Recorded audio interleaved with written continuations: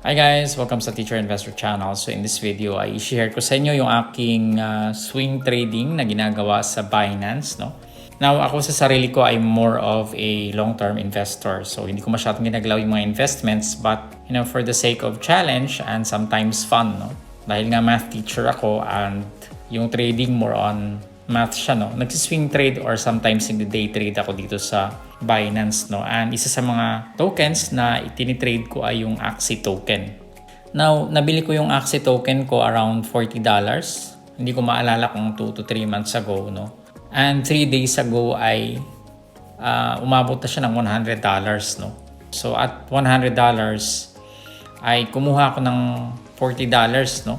At binili ko ng another coin which is Atom, no? So ibig sabihin yung sa 100 na yon may natira pang 60, and sa ngayon ay I think nasa $90 na siya kasi almost 150 na nagtitrade yung AXI token, no? So ano yung plano o ano yung strategy, no? Now the strategy is paabutin siya ng 200 tapos magte-take profit ulit ako ng $20, no? Pag nag 200 na yung price ng AXI token, yung natira kong 60 magiging 120 na yon.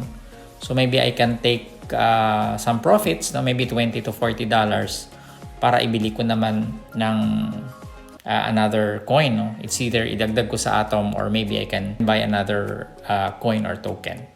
So the reason for taking profits is una, pwede mo siyang gawing kapital para bumili ng ibang coins.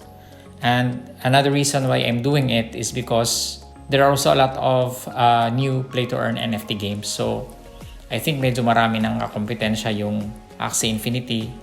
Although I still believe na tataas pa rin yung token. Kaya hindi ko naman yun ibebenta lahat. So maybe pag dumoble siya, I'll take $20 profit.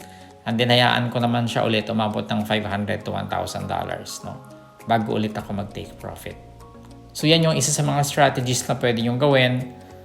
Pwede kayong bumili ng token tapos pag tumaas siya in a very short time, huwag nyo ibebenta ka agad, no? So magbenta lang kayo ng 20%, 30%, up to 40%. Tapos hayaan nyo ulit na tumaas yung natira. Maganda nga kunin nyo yung capital nyo eh. Ako yung $40 na capital ko ay kinuha ko na. So actually lahat ng nandito ay tubo ko na sa AXI token. Alright, so sana ay may natutunan kayo dito sa ating maiksing sharing. Huwag nyo kalimutan mag-subscribe sa ating channel. I'll see you in the next video.